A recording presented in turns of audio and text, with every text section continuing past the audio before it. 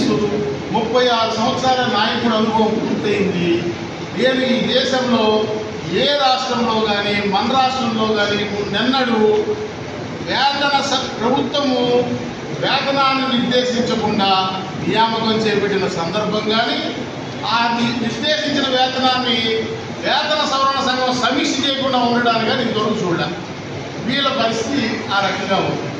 ఇది ఓవరాల్గా ఈనాడు ప్రభుత్వము ఈ వ్యవస్థని ఎలాగ కొనసాగించాలి, వీళ్ళ సర్వీసులు పదోన్నతి వ్యవహారాలు నిర్ణయం చేయాలంటే నేను ఇందాక చెప్పినట్టు మనం చేసినట్టుగా భారత రాజ్యాంగంలోని 371D అధికరణ ద్వారా సంక్రమించిన అధికారాన్ని ఉపయోగించి భారత రాష్ట్రపతి గారు ఏదైతే రాష్ట్రపతి ఉత్తర్వులు జారీ చేశారో దానికి లోబడి చేయవలసి ఉంటుంది. కాబట్టి ఒక శాఖని మరొక శాఖని కలిపి చేసేదానికి అవకాశం లేనటువంటి పరిస్థితి ఉన్నది.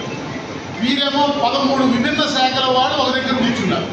సో ఇది ఒక ప్రత్యేక శాఖగా దీన్ని ఏర్పరచడానికి ఈ రాష్ట్రపతి ఉత్తర్వులు అడ్డంకిగా ఉన్న విషయాన్ని నాటి ప్రభుత్వం పరిధిలోకి తీసుకోకపోవటం వల్ల ఇవాళ దాన్ని పైకి చెప్పలేక సవరించలేక ప్రభుత్వ యంత్రాంగము అధికార వ్యవస్థ ఇబ్బంది పడుతున్నటువంటి వాస్తవ పరిస్థితి. సో ఇప్పుడు ప్రభుత్వము దీని మీద తక్షణం వీళ్ళంతా ఒక రకమైన అయోమయానికి గురయ్యి 6 ఏళ్ళు అయిపోయింది, మా జీతం సంగతి తేలటం లేదు. వీరికి ఎంత దారుణంగా మోసపోయినారంటే డిగ్రీ విద్యార్హతగా ఉండి నియామకంకి వచ్చినటువంటి వీరు 10th క్లాస్ విద్యార్హతగా ఉన్నటువంటి వారి కింద పనిచేసి వారి కంటే తక్కువ జీతం తీసుకునేటువంటి దౌర్భాగ్య పరిస్థితిలో ఈ రాష్ట్రంలో 1,30,000 మంది మేధావులు ఉన్నారనేటువంటి విషయాన్ని ప్రస్తుత ప్రభుత్వం పరిధిలో తీసుకోమని నేను కోరుతాను. ఈ పరిస్థితిని అధిగమించడానికి మీరు కాన్స్టిట్యూషనల్ ఫ్రేమ్లోనే నోటిఫికేషన్ ద్వారా రిక్రూట్మెంట్ జరిగింది కాబట్టి పరీక్షలో పాస్ అయ్యి వచ్చారు కాబట్టి రూల్ ఆఫ్ రిజర్వేషన్ ఏదైతే ఉందో దాన్ని పాటించబడి నియామకం వచ్చారు కాబట్టి వీరిని తీయడానికి ప్రభుత్వానికి అధికారం లేదు. అలాగని ఇప్పుడున్న సెటప్ని ఇది ప్రాపర్గా ఎడ్యుకేషన్ కాకుండా అడ్డ మీద కూలీలాగా ఏ రోజు ఎవరు ఏది కనిపిస్తే అధికారి ఆ పని చెప్తా ఉన్నాడు. ఒకరోజు ఒక సర్వే అంటారు, మరొక సర్వే అంటారు. ఇప్పుడు అదనంగా పింఛన్లు పంపిణీ చేసే భాగం కూడా వేడి మీదకే వచ్చింది. ఇది కాక రకరకాల బాధ్యతలతో వీళ్ళని ఇబ్బంది పడుతున్నటువంటి పరిస్థితి. ఇందులో భాగమైనటువంటి ఈ శానిటేషన్ పర్యావరణ కార్యదర్శులు ఈరోజు అయితే సమావేశమయ్యారో వీరి బతుకు చాలా హీనంగా ఉన్నటువంటి వాస్తవాన్ని సందర్భంగా దృష్టికి తీసుకొస్తాం. వీరిని తెల్లారుజామున 5:30 వీళ్ళు అపాయింట్ చేసింది టెక్నికల్ కేటగిరీగా నియామకం చేశారు. డిగ్రీ విద్యార్హతగా వీరికి ఒక స్పెషలైజేషన్ ఎన్విరాన్మెంటల్ సైన్సెస్ అనేటువంటి ప్రత్యేకమైన విద్యార్హతతో వచ్చినటువంటి వాళ్ళు.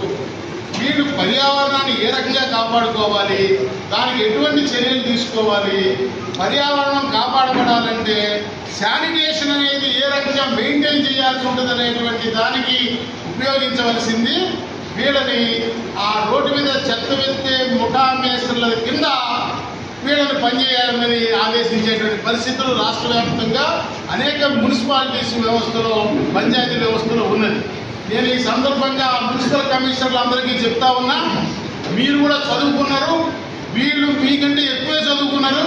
వాళ్ళు ఏ లక్ష్యం ఉద్దేశం కోసం నోటిఫికేషన్లో ఏమని అర్హత వాళ్ళు నియామకం చేశారో అందుకు వాళ్ళని పరిమితం చేయకుండా మీరేదో వాళ్ళు మీ దగ్గర కూలీలాగా వ్యవహరించేటువంటి మీ భావనని ఆలోచన విధానాన్ని మార్చుకోకపోతే ఆంధ్రప్రదేశ్ ఉద్యోగ సంఘం పక్షాన మున్సిపల్ కమిషనర్లందరినీ ఒకరోజు గొడవ చేసేటువంటి కార్యక్రమానికి మేము పిలిపించాల్సిన మనం చేస్తాం.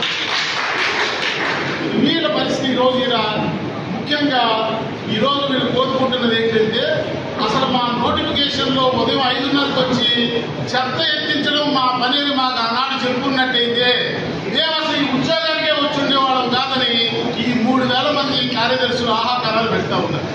వీరిలో 33% మహిళా రిజర్వేషన్ కూడా పాటించబడిన విషయాన్ని సందర్భంగా మేము దృష్టికి తీసుకొస్తాం. ఈ 33% మహిళా రిజర్వేషన్కి అదనంగా ఓపెన్ కేటగిరీలో మరొక 15% మంది మహిళలు నియామకం పొందారు. అంటే దాదాపుగా 48% పైచిరుకు ఈ 3,000 మందిలో మహిళా ఉద్యోగాల్లో ఉన్నటువంటి పరిస్థితిలో వీళ్ళు పొద్దున్న యంగ్స్టర్స్ న్యూలీ వెడ్డెడ్ లేదా ఇంకా పెళ్లి కావాల్సిన వాళ్ళు లేదా అప్పుడే చంటి పిల్లల పెట్టిన వాడు. వీళ్ళని తెల్లారుజామున 5:30కి రోడ్ల మీద చెత్త ఎత్తే పని సూపర్వైజ్ చేయమని రాత్రి 8:30 దాకా వీళ్ళని రోడ్ల మీద పనిచేయించేటువంటి పరిస్థితి ఉంటే నిజంగా ఇదే వాళ్ళ జాబ్ చార్జీని ముందుగా చెప్పుకున్నట్టయితే ఆ మహిళా ఉద్యోగులు ఎవరు కూడా ఈ ఉద్యోగానికి వచ్చి ఉండేవాళ్ళు కాదని విషయాన్ని సందర్భంగా తెలియజేస్తాం. సో మొత్తం మీద ప్రభుత్వ పాలనా వ్యవస్థలో ఈరోజు ప్రధాన భాగంగా తయారైనటువంటి ఈ విలేజ్ వార్డ్ సెక్రటేరియట్, ముఖ్యంగా పర్యావరణ కార్యదర్శుల విషయంలో అప్పటికే బ్రిటిష్ కాలం నాటి నుంచి అమల్లో ఉన్న మున్సిపల్ చట్టాల్లో ఈ శానిటేషన్ వ్యవస్థ ఆల్రెడీ ఎగ్జిస్టెన్స్లో ఉన్నది.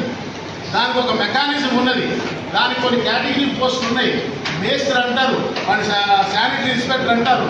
వాళ్ళకి ప్రత్యేక అలవెన్స్లు కూడా ఇచ్చి మెయింటైన్ చేస్తున్నటువంటి వాళ్ళందరూ కూడా ఆ బాధ్యతను సింపుల్గా వీళ్ళ మీద ట్రాన్స్ఫర్ చేసేసి అనామత్తుగా వీళ్ళతో అనాథరైజ్డ్గా, మరలా చెప్తున్నా, వీరితో అనాథరైజ్డ్గా వీరికి నిర్దేశించని పని చేయిస్తూ మున్సిపాలిటీల్లో, పంచాయతీల్లో చెత్త ఎక్కించే పని చేస్తూ ఉన్నారు. దీన్ని తక్షణం మానుకోవాలని ప్రభుత్వానికి నేను తగిన ఆదేశాలు అధికారులందరికీ ఇవ్వాలని నేను ప్రభుత్వం దృష్టికి తీసుకెళ్తా ఉన్నా. అదే రకంగా గౌరవ ముఖ్యమంత్రి గారికి, కూటమి ప్రభుత్వానికి ఈ రాష్ట్రంలో ఉన్నటువంటి 3,000 గ్రామ వార్డు సచివాలయ 1,30,000 ఉద్యోగులతో పాటు అందులో అంతర్భాగంగా 3,000 మంది పర్యావరణ కార్యదర్శుల పక్షాన ఆ చెత్త పన్ను తీసేసినందుకు హృదయపూర్వక ధన్యవాదాలు, కృతజ్ఞతలు తెలియజేస్తూ ఉన్నారు. ఆ చెత్త పన్ను కారణంగా రాష్ట్ర వ్యాప్తంగా ఈ పర్యావరణ కార్యదర్శుల్లో దాదాపు ఆ అవమానాన్ని భరించలేక, ఆ చెత్త పన్ను వసూలు చేయడానికి ఇంటింటికి తిరిగే అవమానాన్ని భరించలేక గడిచిన 5 సంవత్సరాల్లో మా దగ్గర ఉన్నటువంటి